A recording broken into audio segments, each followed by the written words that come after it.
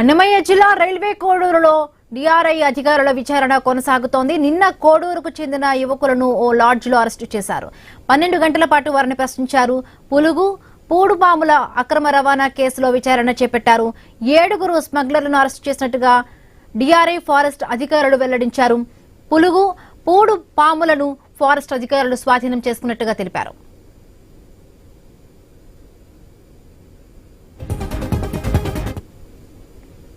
From Vijayawada వాళ్ళు central government అండి, different states ఉంటారు. అంత టీమ్ కలిసి క్లబ్ చేసి ఈ స్మగ్లింగ్ ర్యాకెట్ ని 7 మెంబర్స్ లేదండి, 3 మెంబర్స్ కోర్టు ఉన్నారు. Remaining from 2 members from Telangana, 2 members from Kurnool district, వచ్చేసి మన బెంగళూరు ఏరియా సైడ్. ప్లస్ ఇప్పుడు ప్రైమరీ ఇన్వెస్టిగేషన్ మాత్రమే జరిగింది.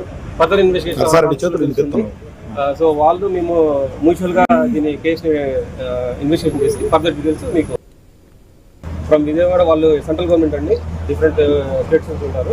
అంత టీమ్ కలిసి క్లబ్ చేసి ఈ స్మగ్లింగ్ ర్యాకెట్ ని 7 మెంబర్స్